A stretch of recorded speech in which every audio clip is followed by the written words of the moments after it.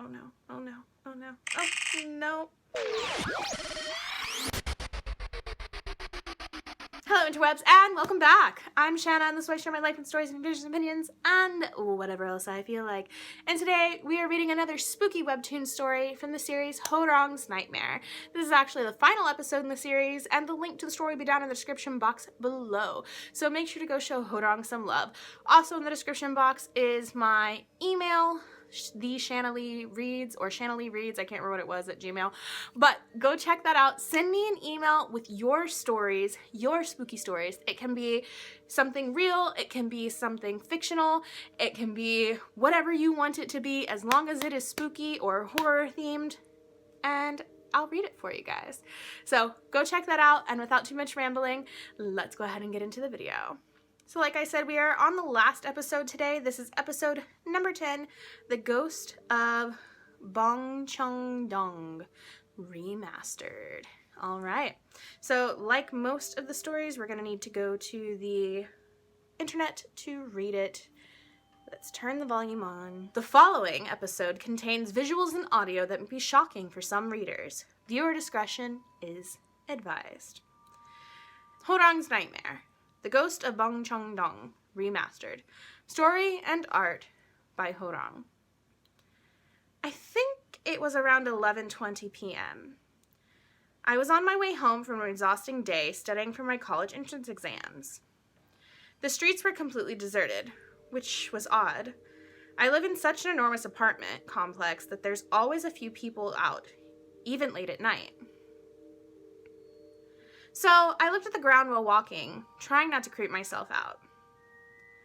That's when I saw a shadow stretching out before me, even though I could have sworn no one else was on the street a few seconds ago. When I looked up, oh, they added the cool animations. I remember this story. I'm curious what's going to change other than the cool animations. I'm really nervous. I'm really nervous. I'm really nervous. I'm really nervous. I'm really nervous. Okay. Just drunk looking person, but probably not. I saw a woman walking a ways ahead of me, but something was off about her. I'm not exactly sure what it was, but it looked like she wasn't well. She had difficulty walking. Considering how hard it was for her to walk, it didn't take long before I almost caught up to her. I got a better look at her once I got closer. She was in dirty pink pajamas, and it seemed like her limbs were all twisted in the wrong directions. Her hair was a complete mess. I stopped dead in my tracks. Something told me that I shouldn't get any closer, and I didn't have the courage to try and go around her. Oh no, oh no, oh no, oh no. Oh, it was just as nasty and scary as the first time I read this story in the last series. I've heard that if you're scared enough, you can't even scream. That night, I found out firsthand that that's true. I was literally paralyzed. Where's my baby? A million thoughts ran through my head. I don't know what compelled me to say what I said next, but I still get chills just thinking about it. I pointed to the farthest place I could see and said, "Your baby's over there." I think I just wanted her to get as far away from me as possible. The woman staggered off in the direction I pointed. Further and further until she was out of sight. I was terrified I might somehow run into her again, so I turned around and headed back the way I came. My only thought was to try to get somewhere crowded, quickly. But then, "She's not here!" I heard the woman shriek from far away. Jesus. She got me. She got me again. I don't remember anything after that. They told me that my neighbor found me passed out in the street and carried me all the way home. In 2007, a 33-year-old woman committed suicide by jumping off the roof of an apartment building in Bongcheon-Dong, Gwanak District, Seoul. She had been caught having an affair and went through a messy divorce, losing custody of her 2-year-old daughter in the process. After her suicide, several local residents reported seeing the dead woman around the apartment complex. They say she was walking around barefoot in the same pink pajamas she had been wearing at the time of her death, her limbs grotesquely contorted. The end. And that, you guys, is the last episode from Horang's Nightmare. Like I said, I remember this story, and it still made me jump. So I think I gave this story a 5 ghosts out of 5 ghosts last time.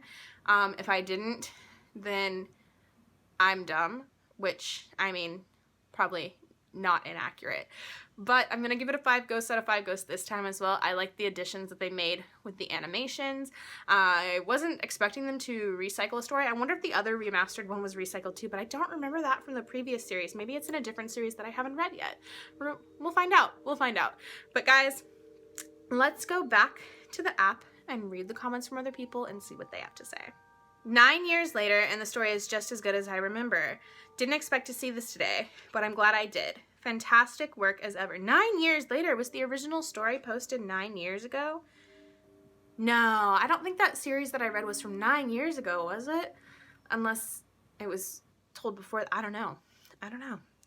I remember reading this chapter in Chiller. That's the series that I read it in, too.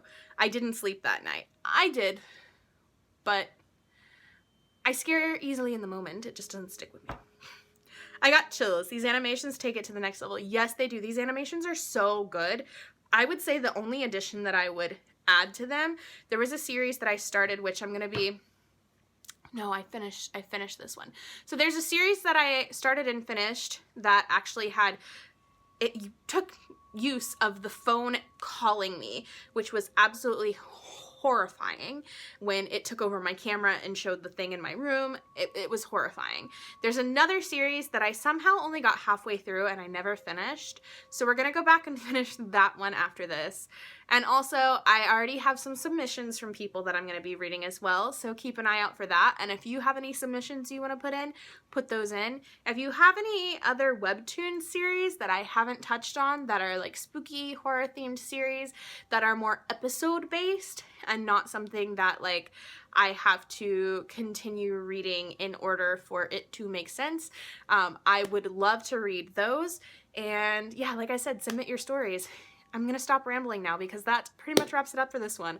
I hope you guys liked it. If you did, please make sure to like, comment, subscribe.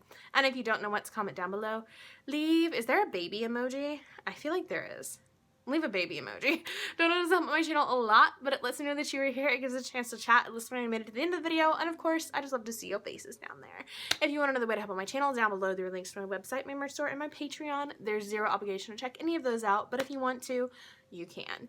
Thank you guys so much for watching. I appreciate all of you so very much. Remember to stay Genki AF, and I'll see you next time. Bye!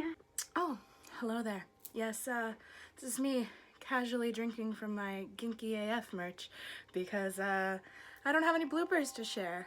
But if you like my cup or my shirt or some leggings or some socks, there's links in the description below. Be Genki and enjoy your coffee or tea or water or whatever else you like to drink from mugs.